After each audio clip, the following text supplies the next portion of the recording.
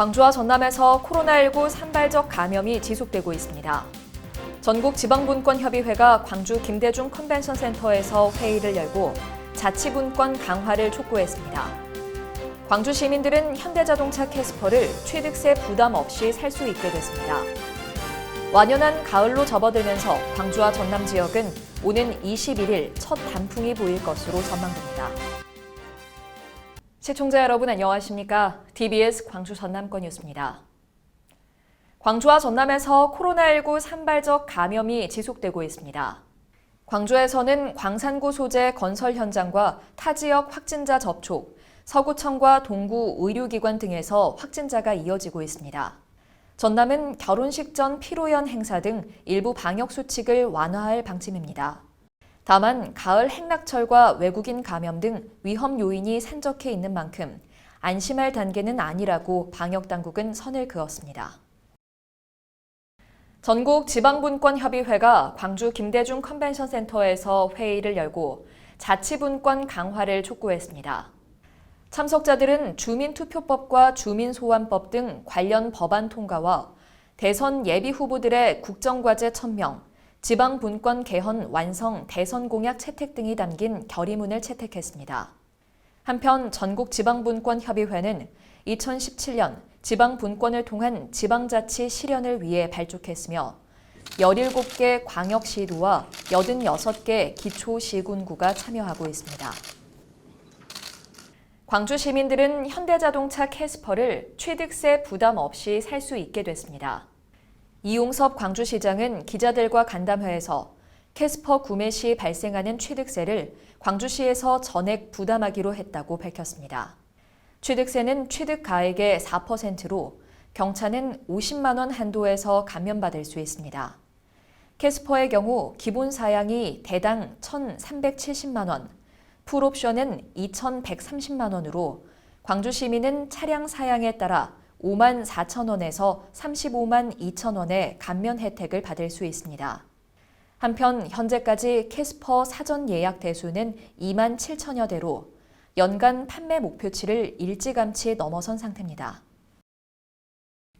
완연한 가을로 접어들면서 광주와 전남 지역은 오는 21일 첫 단풍이 보일 것으로 전망됩니다.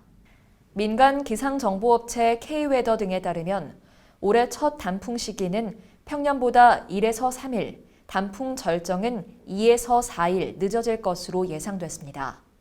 광주 전남 지역 대표산인 무등산은 오는 21일 단풍이 물들기 시작해 다음 달 5일 절정을 보이겠으며 두륜산은 10월 25일 첫 단풍, 11월 11일 절정을 보이겠습니다. 광주광역시의회가 다음 달 행정사무감사를 앞두고 잘못된 시정에 대한 제보를 받습니다. 시의회는 11월 2일까지 시의회 누리집에 시민 제보 게시판을 운영하고 위법 부당한 행정행위나 예산 낭비, 개선 사항 등에 대한 제보를 받는다고 밝혔습니다.